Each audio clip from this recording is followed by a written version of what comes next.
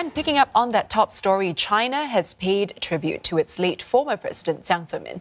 The country came to a standstill as sirens sounded for 3 minutes this morning.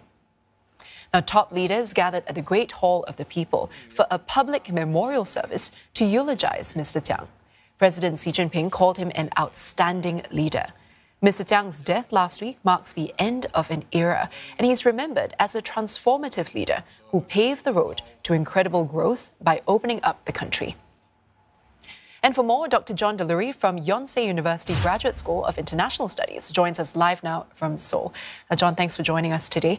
Jiang Zemin is fondly remembered for presiding over a period of explosive economic growth in China. Now, apart from this, what do you see as his most enduring legacy?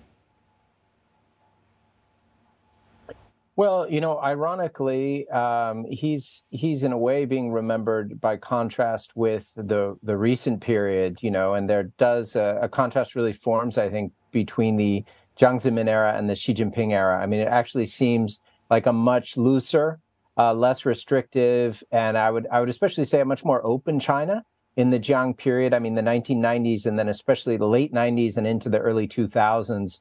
We may look back on, I think now do look back on, as almost a peak of a contemporary China really embracing the world, joining WTO. So it wasn't just the economic part that you mentioned, Angela. I think there's a broader sort of cultural moment, a lot of enthusiasm, hosting the Olympics. I mean, winning the award to host the Olympics. So it's a period of Chinese history where maybe under the party's leadership, there's the most momentum in terms of China joining the world. And you speak of this comparison as well.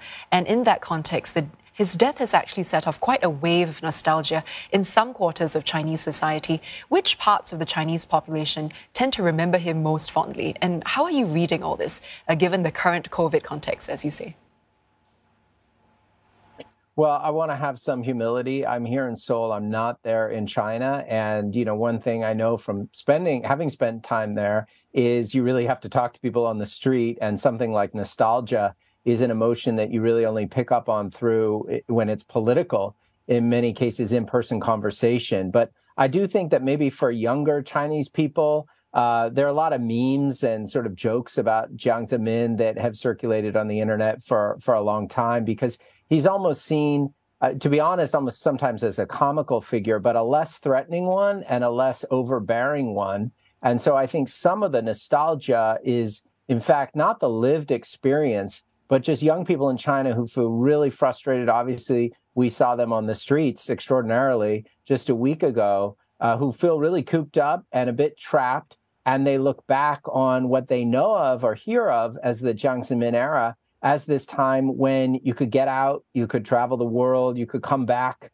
and there was a lot more contact between China and sort of at least the West, the United States, relations were much better. So I think in that nostalgia, there's a good bit of projection of maybe younger, more cosmopolitan Chinese folks who miss something that they feel has been lost. And speaking of that loss, it's quite a tricky time for Xi Jinping as well. As China commemorates Jiang's passing, can we expect to see more protests and demonstrations against the current Chinese leadership, especially because of these very stringent COVID restrictions? And if so, how do you think the authorities are likely to respond? It's so hard to predict. I don't know anyone. Certainly, I did not predict what we saw a week ago. And before that, of course, there was the famous lonely protester who unfurled that banner in downtown Beijing in the week before the party congress, which was also in its way shocking and sort of hard to understand. Well, it turns out a lot of people knew his slogan and were spontaneously chanting it on the streets of cities in the country. And that leads me to wonder, what is the real impact over time going to be of these recent protests? It's hard for me to believe that just adjusting the policy and loosening COVID restrictions a little bit is really going to address some of those underlying core issues that led people to such a point of not just frustration, I think, but outrage that they would actually go out and march. So I'm not going to make any predictions, but I think we've seen the tip, not the tail, of whatever it was that surfaced last week. Now, John, I wanted to change tack a little bit and talk a bit about Hong Kong. Now, the people there will also remember the former leader very fondly.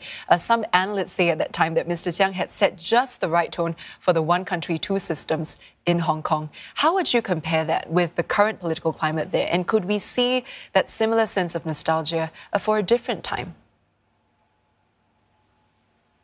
Yeah, well, again, nostalgia can almost be a barbed critique of the present. So obviously, many people, in particular younger people, but we saw in those years of demonstration, a huge chunk of the population of the city of Hong Kong coming out into the streets, defying expectations to articulate, their concerns about the way in which their city was losing the autonomy that had been promised to them, sort of under Deng Xiaoping and then under Jiang Zemin. I mean, Jiang Zemin did give the people of Hong Kong a sense, at least that there was quite a bit of time and that there was some value to the autonomy of that city and that it wasn't supposed to be like any other Chinese city. And I think that is where a lot of the sentiment among people in Hong Kong has now turned against the leadership in Beijing, where, of course, they feel like now they're being, forced against their will to conform to a set of rules and norms that really doesn't fit their history and their aspirations. And so, yeah, I think that, again, there's probably another level, as opposed to real genuine nostalgia, a bit of a barbed political critique and frustration with the way things have been going for that city. And even now, there are a lot of direct comparisons being made between Xi Jinping and Jiang Zemin. What are some similarities you've noticed in how both leaders have governed? And how does President Xi's current leadership differ from Jiang's legacy, you think?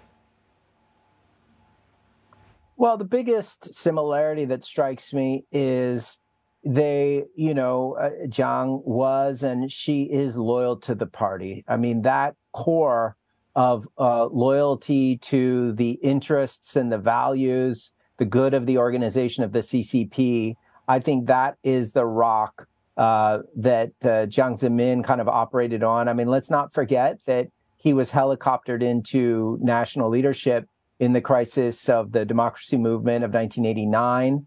And that was this great test of loyalty to the party. And Jiang proved it. And, he was kind of the one who continued to demonstrate that through the 1990s.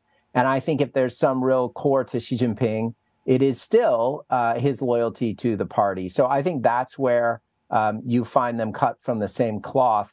I suppose where I see the biggest difference is maybe in that attitude toward the rest of the world. You look back over the highlights of the Jiang Zemin tapes, and there are these now, in retrospect, almost extraordinary moments where he's sitting down with American journalists, a famous interview with Mike Wallace, talking at length, listening to the questions, showing that he understands English and sometimes speaking English. I mean, that willingness to engage with, I would say, especially from a U.S. perspective, but I think for a lot of the world, a desire to engage was part of the Jiang Zemin package, part of his personality.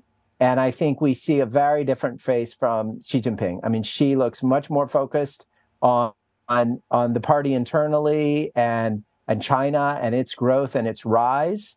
And the world needs to sort of accept it on his terms, which is a different sort of attitude than what Jiang Zemin projected in the 1990s and early 21st century.